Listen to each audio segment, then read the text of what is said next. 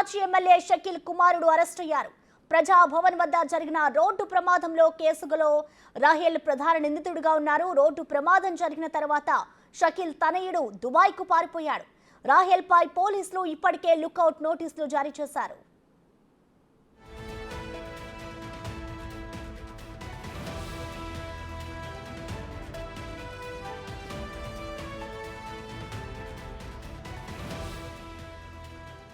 BRS మాజీ MLA Shakeel కుమారుడు arrest అయ్యారు. ప్రజాభవన్ వద్ద జరిగిన రోడ్డు ప్రమాదంలో కేసులో రాహేల్ ప్రధాన నిందితుడిగా ఉన్నారు.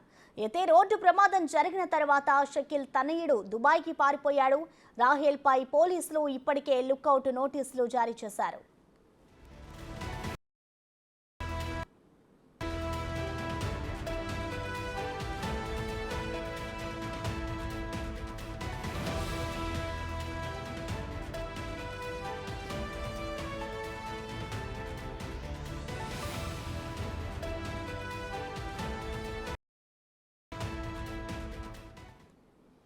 బీఆర్ఎస్ మాజీ ఎమ్మెల్యే షకీల్ కుమారుడు అరెస్ట్ వద్ద జరిగిన రోడ్డు ప్రమాదంలో రాహేల్ ప్రధాన నిందితుడిగా ఉన్నారు. రోడ్డు ప్రమాదం జరిగిన తర్వాత షకీల్ తనయుడు దుబాయ్కి పారిపోయాడు. అయితే రాహేల్ పై పోలీసులు ఇప్పటికే లుకౌట్ నోటీసులు కూడా జారీ చేశారు.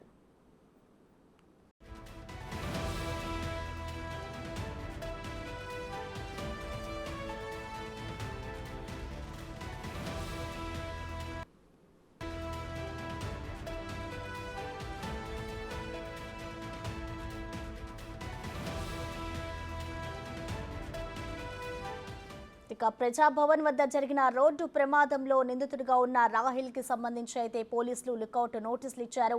ఈ కేసులో ప్రధాన నిందితుడిగా ఉన్న షకీల్ కుమారుడైతే అరెస్ట్ అయ్యారు. ప్రజాభవన్ వద్ద జరిగిన రోడ్డు ప్రమాదంలో రాహేల్ ప్రధాన నిందితుడిగా ఉన్నారు. ఈ రోడ్డు ప్రమాదం జరిగిన తర్వాత షకీల్ దుబాయ్ పారిపోయాడు. ఆ తర్వాత రాహేల్ పై నోటీసులు లుకౌట్ నోటీసులు కూడా జారీ చేశారు. ప్రజాభవన్ దగ్గర భారీ నిందితుడిగా ఉన్న రాహేల్ పై కూడా పోలీసులు అయితే లుకౌట్ నోటీసులు జారీ చేశారు. అలాగే ఈ కేసులో ఉన్న ఎమ్మెల్యే కుమారుడు షకీల్ ని అయితే ప్రెసెంట్ పోలీసులు అరెస్ట్ చేసినట్లుగా తెలుస్తోంది.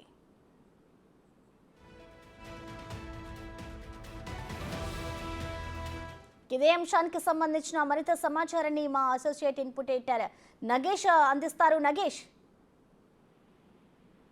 మాజీ ఎమ్మెల్యే షకీల్ కుమారుడు రహేల్ ని పోలీసులు అరెస్ట్ చేశారు. ఈ మధ్యనే హైకోర్టుకు వెళ్లారు. ఎందుకంటే తనను అరెస్ట్ చేయకూడదు, తన అరెస్ట్ పైన పోలీసులు నిరోధించాలని చెప్పి కోర్టుకు వెళ్లడంతో ఈ నెల 23 కోర్టు కూడా ఖచ్చితంగా మీరు విచారణకు హాజరు కావాల్సిందే, విచారణకు హాజరైన తర్వాతనే తదుపరి పరిణామాలను పోలీసులు చూసుకుంటారని చెప్పి కోర్టు చెప్పింది. ఈ నేపథ్యంలోనే రహేల్ ఇవాళ ఉదయం పూట దుబాయ్ నుంచి వస్తున్నట్టుగా పోలీసులకు సమాచారం ఉంది. ఆ క్రమంలోనే ఎయిర్పోర్ట్ కు రాగానే, శంషాబాద్ ఎయిర్పోర్ట్ కు రాగానే రహేల్ ని అరెస్ట్ చేశారు. ఇప్పటికే రహేల్ పైన లుకౌట్ నోటీసులు జారీ చేశారు. గతంలో కూడా బంజారాస్ రోడ్ నెంబర్ 45 లో కూడా రహేల్ కారు నడుపుతూ ఒక వ్యక్తిని ఢీకొట్టడంతో, అంటే యాచకుని, ఒక అడుక్కునే వ్యక్తిని ఢీకొట్టడంతో అతను చనిపోయాడు. అప్పుడు తాజాగా ఆ కేసును కూడా ప్రస్తుతం పోలీసులు నమోదు చేశారు. సో గత 3 నెలలుగా ఈ వ్యవహారం జరుగుతుంది. ప్రజాభవన్ వద్ద జరిగిన రోడ్డు ప్రమాదానికి సంబంధించి నిందితులుగా రహేల్ ఉన్నారు.